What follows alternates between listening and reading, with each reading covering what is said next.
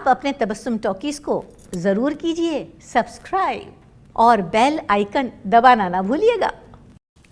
आदाब, नमस्कार, मैं हूं आपकी अपनी तबस्सुम और आप देख रहे हैं तबस्सुम टॉकीज़।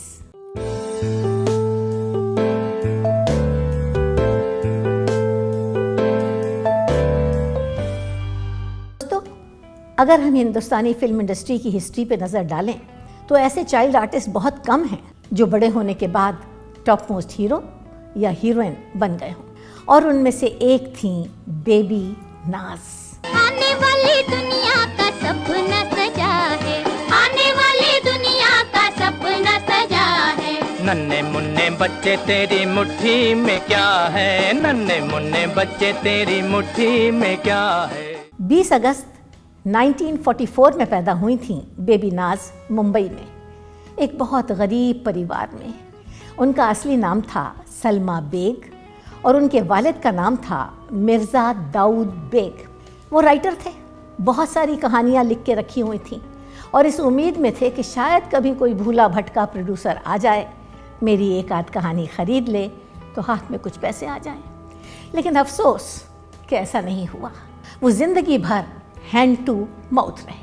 भाई जी 2 पैसा दे दो माई, 200 की रोटी खाएगा भाई जी, सुबह से अंधी है। बस अंधी हूँ, ये क्या बोल रही है? कुछ नहीं चाची, जमाने की अंधी हूँ, नहीं चाची, जन्म की अंधी हूँ।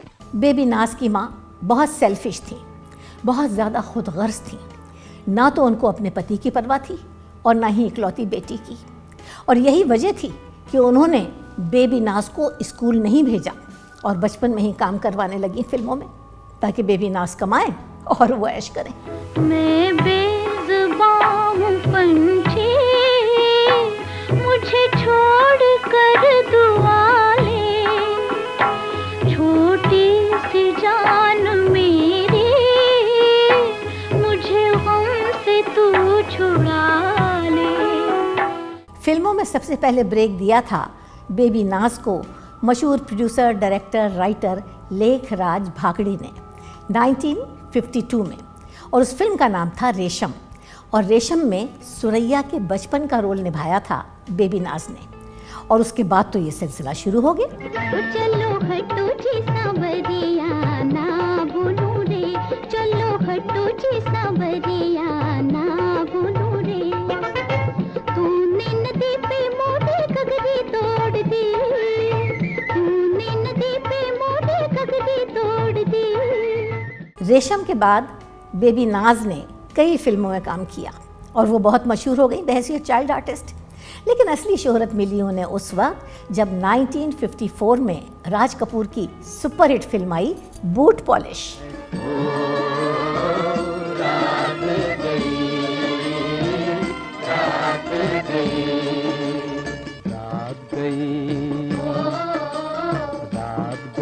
फिर दिन आता है इसी तरह, आते जाते ही ये सारा जीवन जाता है।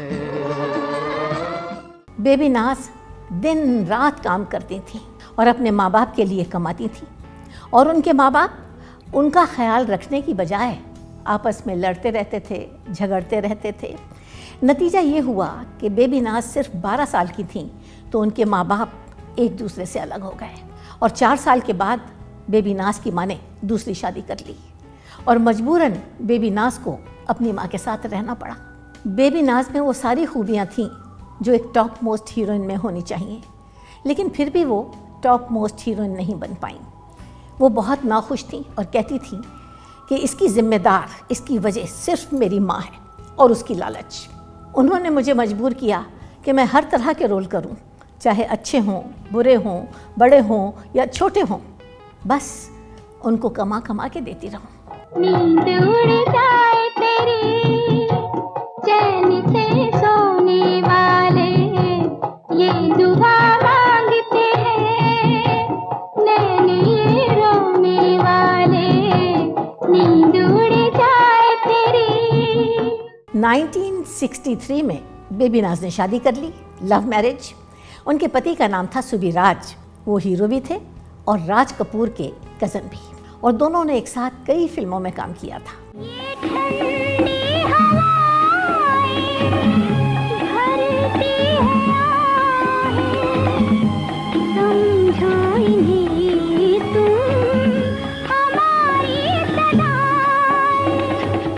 सुबीराज और बेबी नाज के 2 बच्चे हैं, एक बेटा और एक बेटी। बेबी नाज ने जब देखा कि फिल्मों में उनको अच्छे रोल नहीं मिल रहे तो उन्होंने फिल्मों में काम करना छोड़ दिया और डबिंग शुरू कर दी, और कई फिल्मों में उन्होंने श्रीदेवी के लिए डबिंग की, यानी चेहरा श्रीदेवी का और आवाज़ बेबी नाज की। चोरी चुगलखोर, 2 कौड़ी की फूल बेचने वाली हमारी शिकायत करती है। उस दौर में मैं और बेबी नाज दोनों बहुत मशहूर चाइल्ड आर्टिस्ट थे, बेबी तबस्सुम और बेबी नाज। उस वक्त हमारी जो दोस्ती हुई वो आखिरी दम तक, जब तक वो ज़िंदा रहीं, कायम रही।